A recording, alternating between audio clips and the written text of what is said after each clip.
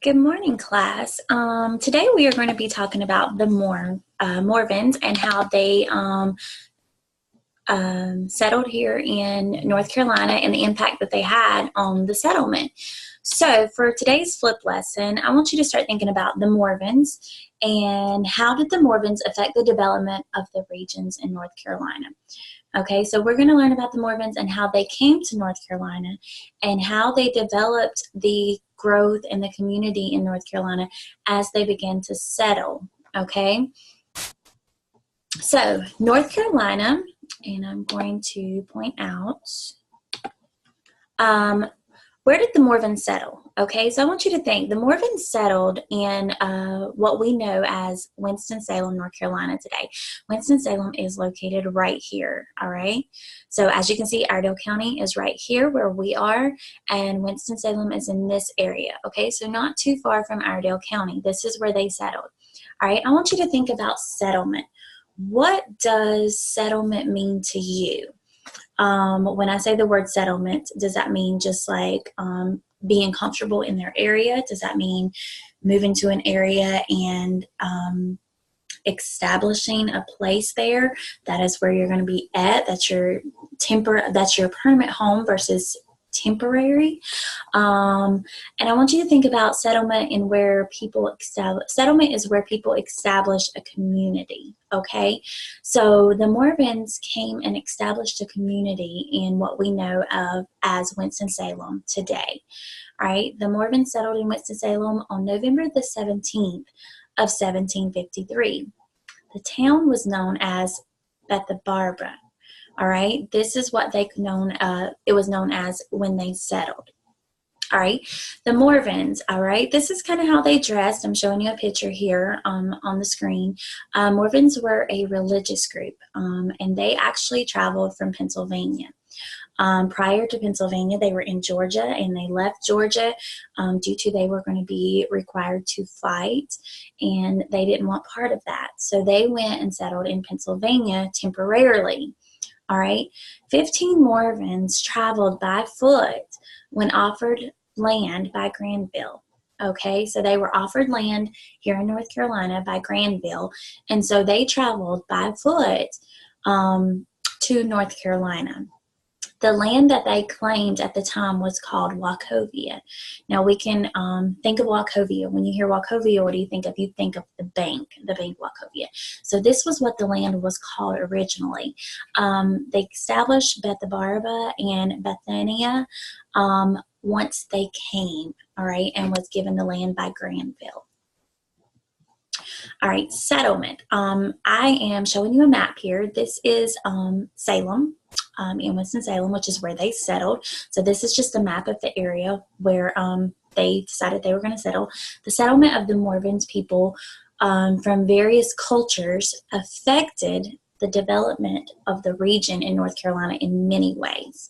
All right, so when we think about how they affected the development, what did they bring to the community? How did they affect the regions in North Carolina?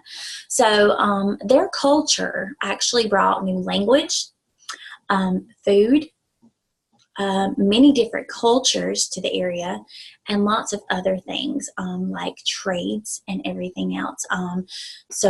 Education was a big thing that they brought with them as well. All right, the development and growth. The arrival of the Morvans impacted the development and growth in North Carolina by making this town a trade town.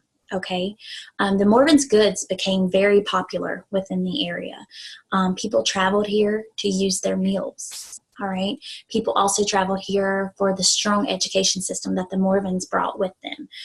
Morvans also attracted non-Morvans and lots of architecture.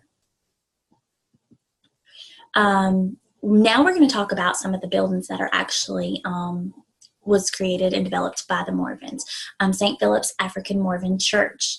This church was constructed in 1861 by the Morvans, okay? Timothy Voyager Gun Shop. It was constructed in 1831 by the Morvans, okay? So they made their own weapons, their own guns, their own things that they needed to maybe hunt with, to fight with if need be. Salem Tavern. This was constructed by the Morvins in 1784. This building was constructed to host people that came to the area. As people came in and settled, they needed a place to eat, and this was a location there. The Joiner's Workshop. The Morgans constructed the workshop in 1815. Here they made tools, other household items that they may use on a job in their house. So this is what the Joiner's Workshop was. The Schultz Shoemaker Shop. The shoemaker shop was constructed in 1827. The shop was actually built onto the house at the time. So you could think he lived in the same area as his shop was right there at his house as well. All right. The Morvins created a peaceful town that grew very quickly. The town has now been restored and is known as Old Salem, which is located in what we know today as Winston-Salem, North Carolina.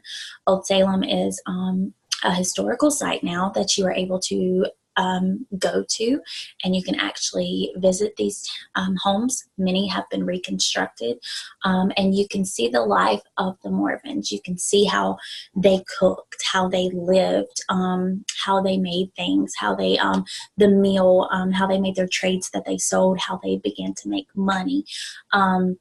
So now what I want you to do is I want you to think about the Morvins. I want you to try to do a little research about the Morvins, about their trades, why they created these buildings, what type of people did they attract, and look at these 5 buildings, and I want you to think about what these 5 buildings consisted of, and how were they useful to the Morvan community? How were they useful to the community, period? How did they attract people? Why did we use them? So I want you to think about all those things, and we are going to go in more depth and do a little research project in class. Have a great day.